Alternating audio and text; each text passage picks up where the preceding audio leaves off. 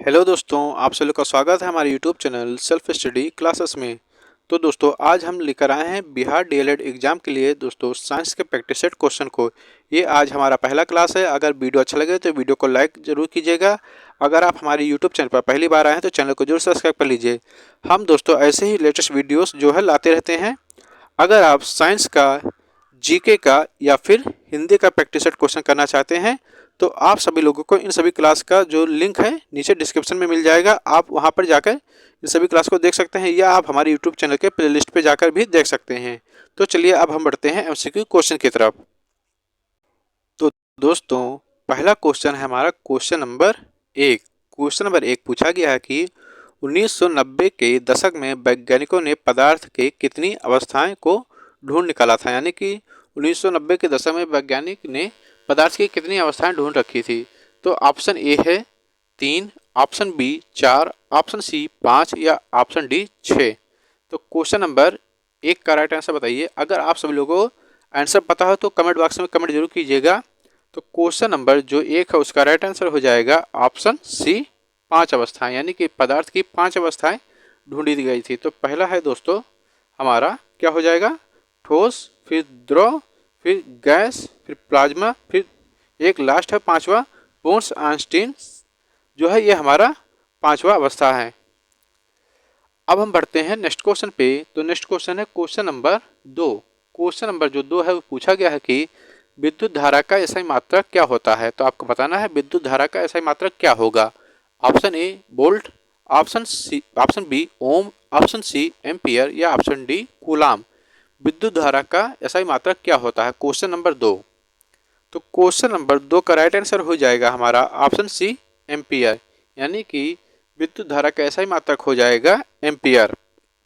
अगर देखा जाए वोल्ट, वोल्ट किसका मात्रक है, तो जो वोल्ट है वो मात्रक हो जाएगा विभवांतर का। अगर हम बात करें ओम, ओम का क्या मात्रक होगा, तो ओम का मात्रक हो जाएगा विद्युत प्रतिरोध। अगर दोस्तों हम बात करें कि कूलाम, कूलाम का किसका मात्रक हो जाएगा, तो जो कूलाम है वह विद्युत आवेश का मात्रक हो जाएगा। तो दोस्तों जो क्वेश्चन नंबर हमारा 2 है उसका राइट आंसर हो जाएगा हमारा ऑप्शन सी एम्पियर। विद्युत धारा का एसआई मात्रक हो जाएगा एम्पियर। अब हम बढ़ते हैं नेक्स्ट क्वेश्चन पे।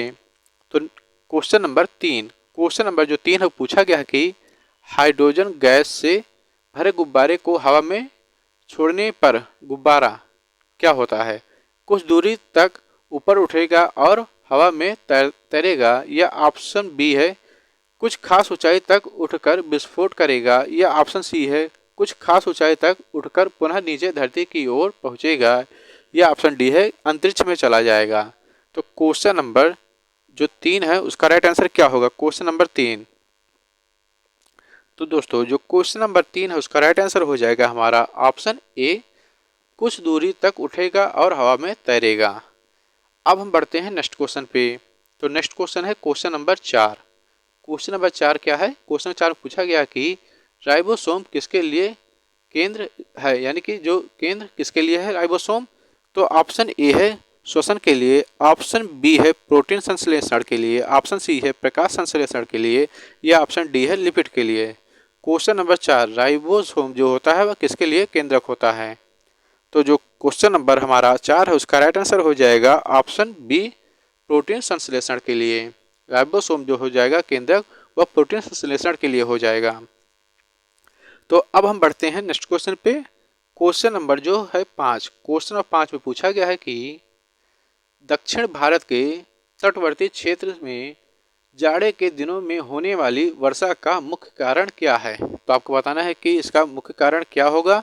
ऑप्शन ए है दक्षिण पश्चिम मानसून, ऑप्शन बी है पश्चिमी विक्षोभ, ऑप्शन सी है वापसी मानसून, या ऑप्शन डी है इनमें से कोई नहीं। तो जो क्वेश्चन नंबर 5 उसका राइट आंसर क्या होगा, तो क्वेश्चन नंबर जो 5 है उसका राइट आंसर हो जाएगा हमारा ऑप्शन सी वापसी मानसून। अब हम बढ़ते हैं नेक्स्ट क्वेश्चन पे। तो क्वेश्चन नंबर 6, क्वेश्चन नंबर 6 देखते हैं कि क्वेश्चन 6 में पूछा गया है कि परमाणु संख्या को निरूपित किया जाता है। आपको बताना है कि जो परमाणु संख्या होती है उसको हम किस अक्षर से निरूपित करते हैं। ऑप्शन ए है कैपिटल ए से, ऑप्शन बी है कैपिटल जेड से, ऑप्शन सी है स्मॉल एन से, या ऑप्शन डी है स्मॉल एक्स से। क्वेश्चन नंबर जो 6 उसका राइट आंसर क्या होगा, क्वेश्चन नंबर 6। तो दोस्तों जो क्वेश्चन नंबर 6 उसका राइट आंसर हो जाएगा हमारा ऑप्शन बी, कैपिटल जेड, यानी कि परमाणु संख्या को कैपिटल जेड से निरूपित किया जाता है। अब हम बढ़ते हैं नेक्स्ट क्वेश्चन पे। तो नेक्स्ट क्वेश्चन है क्वेश्चन नंबर 7। क्वेश्चन नंबर 7 पूछा गया है कि रासायनिक प्रतिक्रिया में प्रतिक्रिया क्या दर्शाता है। तो ऑप्शन है जलीय विलयन, ऑप्शन बी है अम्लीय विलयन, ऑप्शन सी है क्षारकीय विलयन या ऑप्शन डी है इनमें से कोई नहीं। तो दोस्तों क्वेश्चन नंबर हमारा 7 का राइट आंसर हो जाएगा ऑप्शन ए जलीय विलयन। अब बढ़ते हैं हम नेक्स्ट क्वेश्चन पे। तो नेक्स्ट क्वेश्चन देखते हैं क्वेश्चन नंबर 8। क्वेश्चन नंबर जो 8 उसमें पूछा गया है कि निम्नलिखित में से कौन सी धातु को गहने बनाने में प्रयोग किया जाता है, यानी कि गहना बनाने के लिए कौन सी धातु का हम प्रयोग करते हैं। तो ऑप्शन ए सोना, ऑप्शन बी चांदी या ऑप्शन सी प्लेटिनम या ऑप्शन डी उपयुक्त सभी। तो क्वेश्चन नंबर 8 का राइट आंसर क्या होगा। तो क्वेश्चन नंबर 8 का राइट आंसर हो जाएगा हमारा ऑप्शन डी उपयुक्त सभी, यानी कि इन सभी से दोस्तों जो है गहने बनाए जाते हैं। तो क्वेश्चन नंबर जो 8 है उसका राइट आंसर हो जाएगा ऑप्शन डी। अब हम बढ़ते हैं नेक्स्ट क्वेश्चन पे। तो नेक्स्ट क्वेश्चन है question number 9। On the origin of species नामक पुस्तक किसके लिखी थी, यानी कि किसके द्वारा लिखी गई थी। तो ऑप्शन ए है डार्विन ने, ऑप्शन बी है अपेरिन ने या ऑप्शन सी है लैमार्क ने या ऑप्शन डी है इनमें से कोई नहीं। तो question number 9 on the origin of species जो पुस्तक है वह किसके द्वारा लिखी गई है। तो क्वेश्चन नंबर 9 का राइट आंसर हो जाएगा हमारा ऑप्शन ए डार्विन ने। अगर हम बात करें दोस्तों कि लैमार्क ने, तो लैमार्क ने कौन सी पुस्तक लिखी है। तो लैमार्क ने दोस्तों जो पुस्तक लिखी है वह जूलॉजिकल फिलॉसफी जो पुस्तक है वह लिखी है।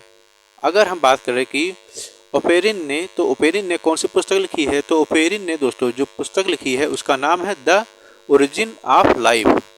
अगर दोस्तों हम बात करें कि जो डार्विन है वो डार्विन ने कौन सी पुस्तक लिखी है, तो वह लिखी है on the origin of species, यानी कि यह पुस्तक जो है वह डार्विन ने लिखी है। तो क्वेश्चन नंबर जो 9 है उसका राइट आंसर हो जाएगा ऑप्शन ए। अब हम बढ़ते हैं नेक्स्ट क्वेश्चन पे। तो नेक्स्ट क्वेश्चन है क्वेश्चन नंबर 10। स्पेक्ट्रम प्राप्त करने के लिए किसका उपयोग होता है। आपको बताना है कि जो स्पेक्ट्रम प्राप्त करने के लिए किसका उपयोग हम करते हैं स्पेक्ट्रम को। तो ऑप्शन ए है अवतल लेंस का, ऑप्शन बी है अवतल दर्पण का या ऑप्शन सी है उत्तल लेंस का या ऑप्शन डी है प्रिज्म का। तो क्वेश्चन नंबर जो 10 है स्पेक्ट्रम, उसमें पूछा गया कि स्पेक्ट्रम प्राप्त करने के लिए किसका उपयोग करते हैं। तो जो दोस्तों क्वेश्चन नंबर 10 है उसका राइट आंसर हो जाएगा ऑप्शन डी प्रिज्म। प्रिज्म से दोस्तों जो है वह स्पेक्ट्रम को प्राप्त किया जाता है।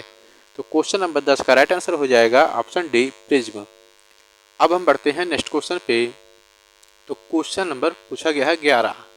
चाल समय ग्राफ के ढाल से प्राप्त किया जाता है, यानी कि दोस्तों जो चाल और समय का ग्राफ होता है उससे हम क्या प्राप्त करते हैं, उसके ढाल से हम क्या प्राप्त करते हैं। ऑप्शन है तय की गई दूरी, ऑप्शन बी है वेग, ऑप्शन सी है विस्थापन या ऑप्शन डी है त्वरण। तो क्वेश्चन नंबर जो 11 है उसका राइट आंसर हो जाएगा हमारा ऑप्शन डी त्वरण, यानी कि जो चाल समय ग्राफ का जो ढाल होता है उससे हम त्वरण प्राप्त करते हैं। तो क्वेश्चन नंबर 11 का राइट आंसर हो जाएगा ऑप्शन डी। अब हम बढ़ते हैं नेक्स्ट क्वेश्चन पे। तो नेक्स्ट क्वेश्चन देखते हैं क्वेश्चन नंबर 12।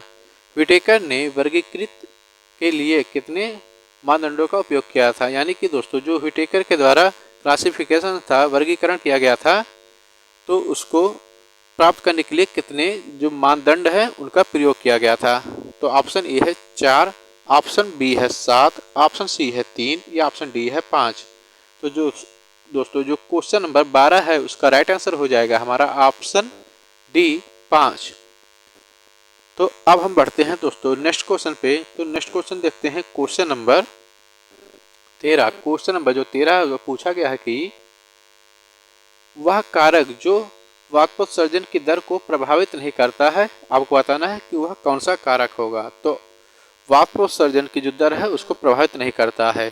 तो ऑप्शन है दोस्तों हमारा ऑप्शन ए प्रकाश की तीव्रता, ऑप्शन बी है वायु के वेग या ऑप्शन सी है कार्बन डाइऑक्साइड या ऑप्शन डी है ऑक्सीजन। तो क्वेश्चन नंबर 13 का राइट आंसर क्या होगा कि कौन सा वह कारक है जो वाष्प उत्सर्जन की जो दर है उसको प्रभावित नहीं करता है। तो क्वेश्चन नंबर जो 13 है उसका राइट आंसर हो जाएगा दोस्तों हमारा ऑप्शन डी ऑक्सीजन। यानी कि दोस्तों जो ऑक्सीजन है वह वाष्प उत्सर्जन की दर को प्रभावित नहीं करता है। तो अब हम बढ़ते हैं नेक्स्ट क्वेश्चन पे। Question number 14। क्वेश्चन नंबर दोस्तों जो 14 है वह पूछा गया है कि अगर किसी ध्वनि तरंग की जो चाल है वह 340 मीटर पर सेकंड हो तथा आवृत्ति जो हो वह 1700 हर्ट्ज हो तो तरंग दैर्घ्य यहाँ पर लैम्डा होगा। तरंग दैर्घ्य यहाँ पर लैम्डा इसका जो लोगो होता है। तो तरंग दैर्घ्य का मान सेंटीमीटर में होगा। आपको बताना है कि इसका जो मान है वह सेंटीमीटर में क्या होगा। तो दोस्तों हमें एक सूत्र पता है कि जो तरंग दैर्घ्य होता है वह क्या होता है। तो दोस्तों जो तरंग दैर्घ्य होता है वह चाल बटे आवृत्ति होती है। यानी कि तरंग दैर्घ्य बराबर चाल, यानी कि इसको हम चाल को v से डिनोट करेंगे और आवृत्ति को f से डिनोट करते हैं। तो जो चाल है वो कितनी है 340 मीटर पर सेकंड और जो हर्ट्ज है यानी कि आवृत्ति है वह कितनी है, वह है दोस्तों 1700 हर्ट्ज। तो अगर हम इसको काटते हैं 2/10 यानी कि दोस्तों 2/10 आ गया। उसको जब और हम हल करेंगे तो आ जाएगा दोस्तों हमारा कितना 0.2 यानी कि 0.2 सेंटीमीटर। तो जो राइट आंसर हो जाएगा वो हो जाएगा हमारा ऑप्शन डी। अब हम बढ़ते हैं नेक्स्ट क्वेश्चन पे। तो नेक्स्ट क्वेश्चन देखते हैं क्वेश्चन नंबर 15। यौगिक जिसका अणुसूत्र समान किंतु संरचना सूत्र जो है वह अलग हो तो वह क्या कहलाता है। ऑप्शन है दोस्तों हमारा है ऑप्शन ए समस्थानिक, ऑप्शन बी है दोस्तों मिश्रण, ऑप्शन सी है समानव्ययी या ऑप्शन डी है इनमें से कोई नहीं। तो क्वेश्चन नंबर 15। यौगिक जो जिसका अणुसूत्र समान होता है परंतु जिसकी जो संरचना होती है वह अलग अलग होती है तो उसको हम क्या कहते हैं। तो क्वेश्चन नंबर जो 15 उसका राइट आंसर हो जाएगा हमारा ऑप्शन सी समावयवी। अब हम बढ़ते हैं नेक्स्ट क्वेश्चन पे। तो नेक्स्ट क्वेश्चन है क्वेश्चन नंबर 16। जैविक विघटित कचरे का किस प्रक्रिया द्वारा खाद में परिवर्तित किया जा सकता है। यानी कि दोस्तों जो जैविक विघटित कचरा होता है उस कचरे को किस प्रक्रिया के द्वारा खाद में परिवर्तित किया जा सकता है। तो ऑप्शन देखते हैं। ऑप्शन ए है जैव खाद बनाकर, ऑप्शन बी है रिसाइकलिंग करके, या ऑप्शन सी है पुनः प्रयोग कर या ऑप्शन डी है बर्बाद करके। तो क्वेश्चन नंबर जो 16 हो जाएगा उसका राइट आंसर क्या होगा क्वेश्चन नंबर 16। तो क्वेश्चन नंबर जो 16 है उसका राइट आंसर हो जाएगा जैव खाद बनाकर। यानी कि दोस्तों जो जैविक विघटित कचरे होते हैं उनको जैव खाद बनाकर दोस्तों हम इसको खाद में प्रयोग कर सकते हैं। अब हम बढ़ते हैं नेक्स्ट क्वेश्चन पर। अगला क्वेश्चन है क्वेश्चन नंबर 17। क्वेश्चन नंबर 17 पूछा गया है कि प्लाज्मा झिल्ली किससे बनी होती है। तो आपको बताना है कि जो प्लाज्मा झिल्ली है वह किसकी बनी होती है। तो ऑप्शन ए है प्रोटीन की, ऑप्शन बी है फास्फोलिपिड और प्रोटीन की, या ऑप्शन सी है प्रोटीन कार्बोहाइड्रेट और फास्फोलिपिड्स की, या ऑप्शन डी है प्रोटीन और न्यूक्लियोटाइड्स की। तो क्वेश्चन नंबर 17 का राइट आंसर क्या होगा, प्लाज्मा झिल्ली किसकी बनी होती है। तो क्वेश्चन नंबर जो 17 है उसका राइट आंसर हो जाएगा हमारा ऑप्शन सी प्रोटीन कार्बोहाइड्रेट और फास्फोलिपिड की दोस्तों जो है वह प्लाज्मा झिल्ली बनी होती है। तो क्वेश्चन नंबर 17 का राइट आंसर हो जाएगा ऑप्शन सी। अब हम बढ़ते हैं नेक्स्ट क्वेश्चन पे। तो क्वेश्चन नंबर है हमारा 18।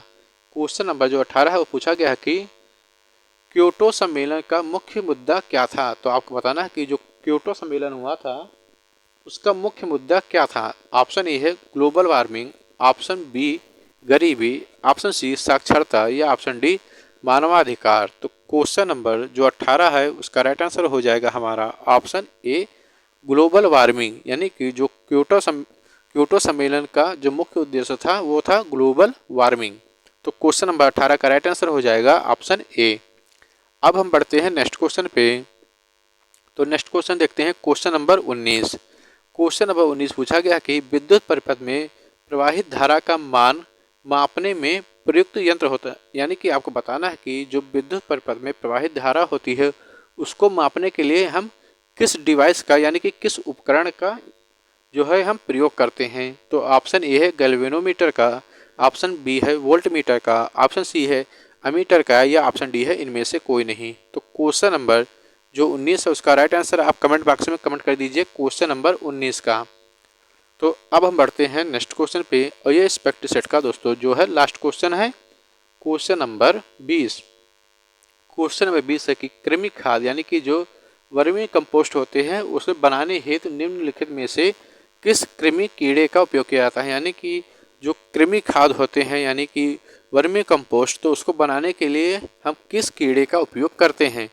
ऑप्शन ए है सोल कृमि, ऑप्शन बी है हुक वर्म, या ऑप्शन सी है केंचुआ, या ऑप्शन डी है इनमें से कोई नहीं। तो क्वेश्चन नंबर 20 का राइट आंसर क्या होगा। कृमि खाद बनाने के लिए निम्नलिखित में से हम किस कीड़े या कृमि का उपयोग करते हैं। तो क्वेश्चन नंबर दोस्तों जो 20 है उसका राइट आंसर क्या होगा क्वेश्चन नंबर 20।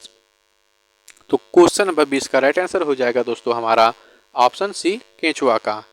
तो अब हम दोस्तों आपको मिलेंगे नेक्स्ट वीडियो में नेक्स्ट क्लास में। Thank you for watching my video.